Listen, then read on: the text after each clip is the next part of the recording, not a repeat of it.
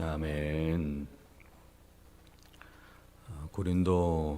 베드로전서에서 유독 많이 등장하는 단어, 기록되어 있는 단어는 고난이라는 단어입니다. 총 17번 이렇게 기록이 되어 있는데요. 오늘 본문에서만 4번이 이렇게 기록되어 있습니다. 이 반복되는 단어, 이 고난에 대한 단어를 우리가 깊이 들여다보고 이 고난과 관련된 말씀을 잘 보면은 이 베드로전서를 기록한 베드로의 심정을 이해할 수 있습니다.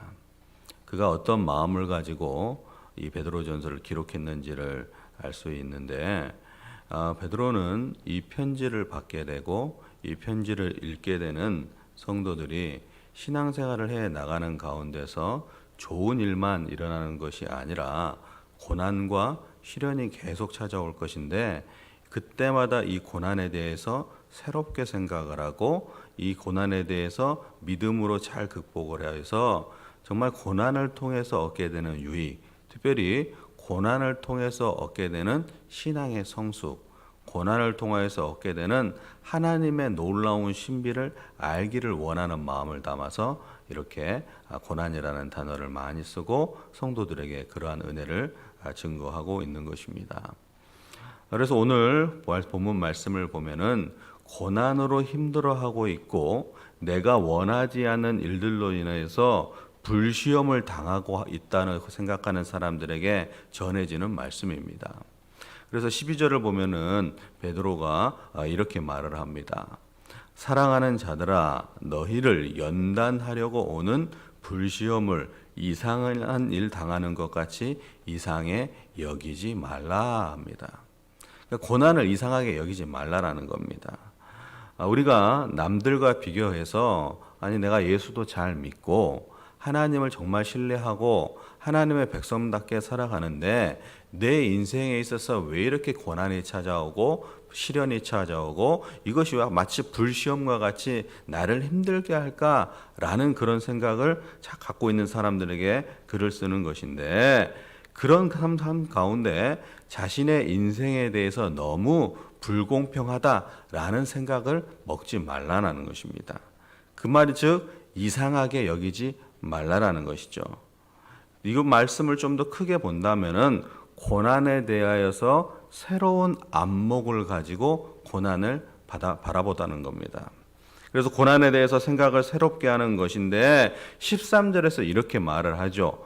오히려 너희가 그리스도의 고난에 참여하는 것으로 뭐하라? 즐거워하라. 이는 그의 영광을 나타나실 때에 너희로 즐거워하고 기뻐하게 하려 함이라. 23절 말씀이 좀 더 마음에 와 닿으려면은요, 이 세번역 성경을 좀 읽어보면은 좀 더 이해가 됩니다. 그래서 제가 한번 읽어드리겠습니다.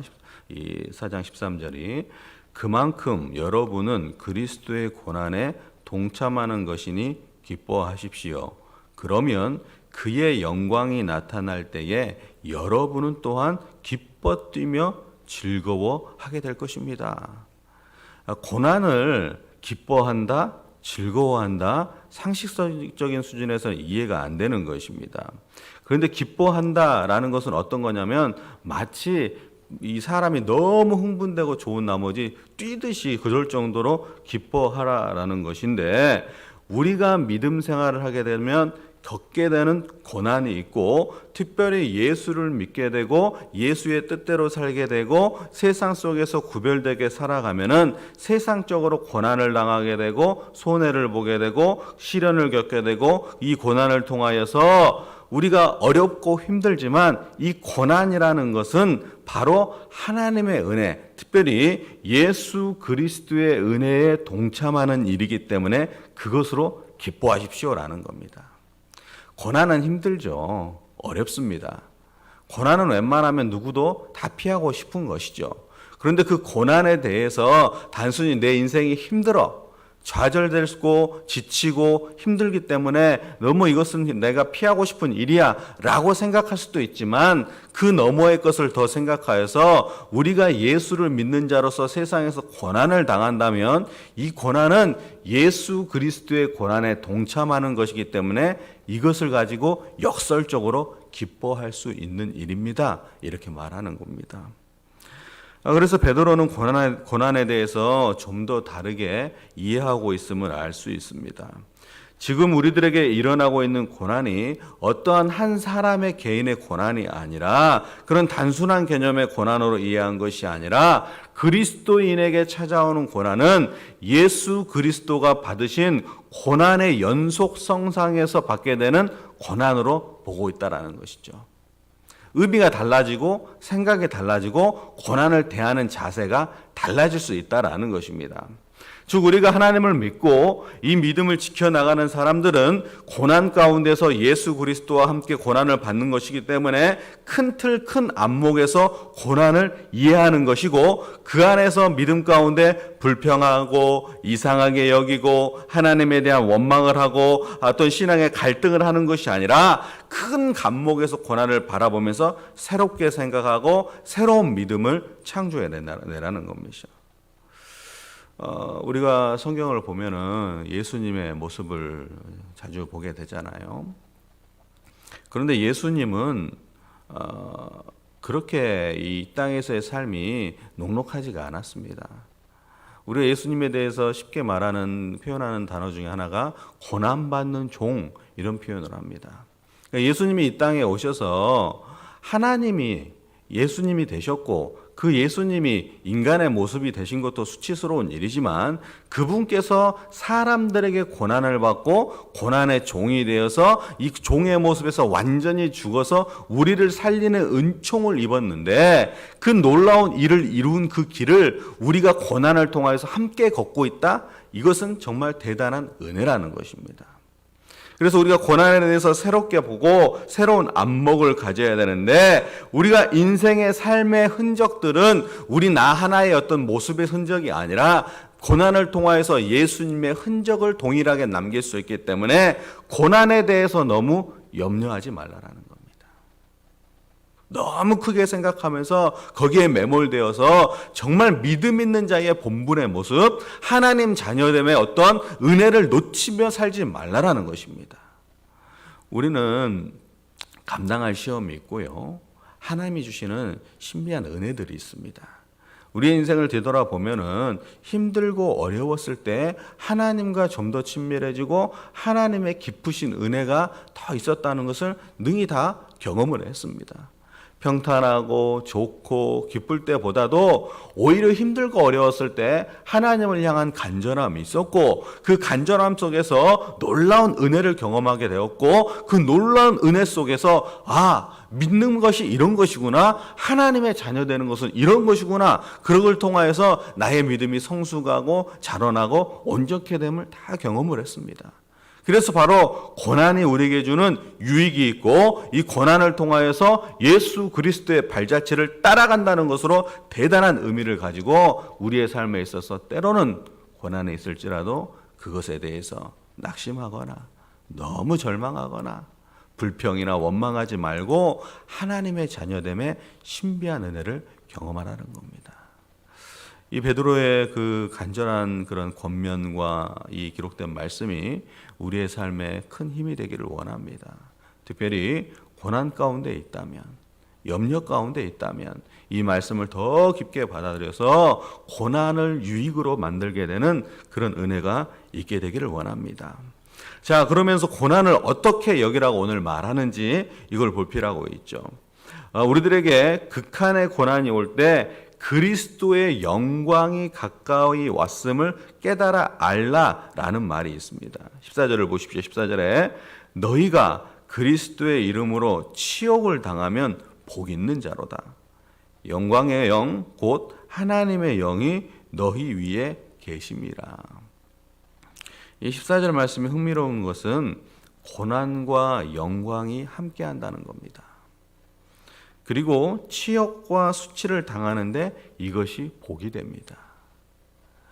상식적으로는 이해 안 되는 거죠.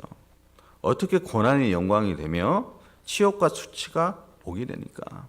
근데 거기에 중요한 것이 있습니다. 앞에 붙은 단어죠. 그리스도의 이름입니다. 그리스도의 이름. 내가 세상에서 내가 만약에 마음대로 살다가 어려움 당하고 힘든 일 겪어서 이런 일 속에서 내가 이렇게 고난입니다. 인생의 시련입니다. 이런 것이 아니라 우리가 예수를 믿는데 예수 그리스도로 인하여서 특별히 예수 그리스도의 이름의 영광을 위하여서 세상에서 치욕을 당하는 복 그리고 영광 그것이 바로 하나님이 우리와 함께하기 위함이다라는 것인데 마태복음 5장의 말씀도 보면은 이 팔복에서 천국의 복이 있는데 매우 역설적으로 말하는데 의를 위하여 박해를 받는 자들이 뭐가 있다? 복이 있다고 합니다. 우리가 복 그러면 세상적인 복의 개념으로 뭔가 풍요롭고 잘되고 번성하고 남들보다 더 앞장서 나가고 이런 것을 복으로 쉽게 생각할 수 있는데 성경을 깊이 들여다보고 특별히 고난의 때의 말씀을 들여다보면은 박해를 당할 때, 수치를 당할 때, 어려움을 당할 때, 시련이 찾아올 때 예수님과 함께하고 있고 예수 그리스도를 위한 삶에 분명히 하다면 그 삶이 복된 인생이 된다는 겁니다. 그래서 우리가 신앙에 대해서 참 신비롭다라고 얘기할 수 있는 것은 바로 우리가 세상 사람이 보는 눈과 우리의 눈으로 바라보는 것은 완전히 다르기 때문이라는 것이죠. 그래서 믿음의 눈으로 봤을 때 우리의 삶에 고난이 있지만 믿음의 눈으로 모든 것을 순식간에 고난의 문제를 감당할 수 있고 극복할 수 있는 존재가 되는 것입니다. 저는 그래서 이 고난이 우리에게 유익이 된다는 것은 우리가 믿음 안에서 좀 더 성장하고 좀 더 자라나고 믿음 안에서 좀 더 하나님과 친밀해지는 그 계기가 되는 또 하나의 감춰져 있는 은혜라는 것을 알게 되기를 원합니다. 그래서 우리는 믿음을 통하여서 우리의 고난을 극복해 가는데 이 고난은 우리의 믿음의 정체성을 드러내고 이 고난을 통하여서 우리가 복이 있는 존재구나. 이 고난을 통하여서 하나님이 나를 버리시지 않으셨구나 라는 것을 깨닫게 되는 그 은혜로 늘 삼으시기를 바랍니다. 자, 그러면 이 고난이 찾아올 때 우리가 큰 안목과 큰 믿음을 가져야 되는데 그 믿음 가운데 우리의 어떠한 삶을 살아야 될까라는 것을 오늘 기록을 하고 있습니다. 19절입니다. 19절을 같이 한번 읽어보겠습니다. 시작. 그러므로 하나님의 뜻대로 고난을 받는 자들은 또한 선을 행하는 가운데에 그 영혼을 미쁘신 창조주께 의탁할지어다. 아멘. 고난이 영광이라 그랬잖아요. 고난이 복이 된다 그랬잖아요. 근데 이 고난 가운데 뭘 행하라고 말하냐면 선을 행하라. 내가 너무 힘든데 그래도 선을 행하라. 왜 이 말씀을 기록하고 있을까라고 생각을 하면 그리스도인들이 고난을 당하면 세상 사람들이 처음에는 조롱을 합니다. 교회 다니는데 예수 믿는데 당연히 고난이 찾아오고 힘듦이 찾아오고 어려울 수 있지 하면서 예수 믿는 인생 별거 아니야 라고 얘기할 수 있지만 우리가 고난 가운데 믿음을 가지고 견디고 우리의 특별히 마음을 온전히 하고 세상을 향하여서 선을 행하면 어떠냐? 나중에는 우리가 고난받는 우리를 보고 세상 사람들이 예수 그리스도를 알게 된다는 겁니다. 우리가 아무리 수없는 말로 증거하는 것보다 우리의 삶으로서 증거해야 되는데 고난을 받을 때 선을 행하는 것까지는 쉽지 않지만 그래도 믿음 안에서 선을 행하고 믿음을 놓지 않고 이 시련의 때에 이 믿음을 가지고 선을 행하며 살 때 그것을 통하여서 하나님의 은혜가 있게 될 것이고 그것을 통하여서 하나님의 나라는 더 세워질 것이고 그것을 통하여서 하나님의 영광을 받게 되는데 이 일이 쉽지는 않다는 겁니다. 쉽지는 않아요. 그래서 기록하고 있죠. 뭐라고요? 그 영혼을 미쁘신 창조주께 의탁할지어다. 하나님 앞에 의탁하라는 겁니다. 의존하라는 것이죠. 즉 하나님께 맡기라는 겁니다. 믿음이 뭡니까? 믿음은 맡기는 겁니다. 믿음은 맡기는 거예요. 내가 믿음이 있어 라고 그냥 의식적으로 생각하는 수준을 넘어서 내 삶을 전적으로 주님께 맡기고 우리의 삶에 평안을 얻게 되는 것이 믿음 있는 자의 삶입니다. 맡기면서 내가 염려하고 고민하고 아파하는 것이 아니라 내가 하나님의 영광을 위하여서 이 고난 가운데 선을 행하여서 하나님의 이름을 나타내기 원합니다 라는 기도를 하면서 하나님, 내 인생 속에 고난의 유익이 되게 하시고 하나님께 모든 것을 다 맡기오니 하나님께서 복으로 갚아주시고 영광으로 세워주셔서 하나님께 올려드리니 아버지 하나님 역사하여 주시옵소서 하면서 나는 평안을 누리는 것이 바로 믿음 있는 자의 삶의 모습이라는 것입니다. 그러므로 우리의 인생에 있어서 어떠한 고난도 내가 붙잡고 해결하려 하면 절대로 안 됩니다. 하나님께 맡겨야 되고 의탁해야 되고 기도해야 되고 그러면 하나님께서는 반드시 그것을 선으로 갚아주시고 그 선이 단순히 우리 차원에서 회복이 아니라 더 큰 확장으로 나타나서 복음의 증거가 나타나게 되고 세상 사람들이 예수 그리스도를 알게 될 줄을 믿습니다. 베드로는 우리에게 이 고난의 말을 계속 반복하면서 승리자의 삶의 모습으로 다 살게 되기를 원하고 있습니다. 이것은 그때 당시의 말씀으로 끝나는 것이 아니라 우리의 현재의 삶의 모습 속에서 우리가 다 얘기는 할 수 없고 다 알 수는 없으나 내 삶의 염려, 내 삶의 어려움, 내 삶의 고민들, 내 삶에 어떤 힘듦이 있는 것을 주님 앞에 아뢰고 고난을 극복하여 승리하기를 원하는 그런 간절한 마음이 있다는 것을 알고 이 말씀을 깊이 받고 모든 삶 가운데 고난을 이겨내고 승리하는 믿음의 삶이 되기를 주님의 이름으로 축복합니다.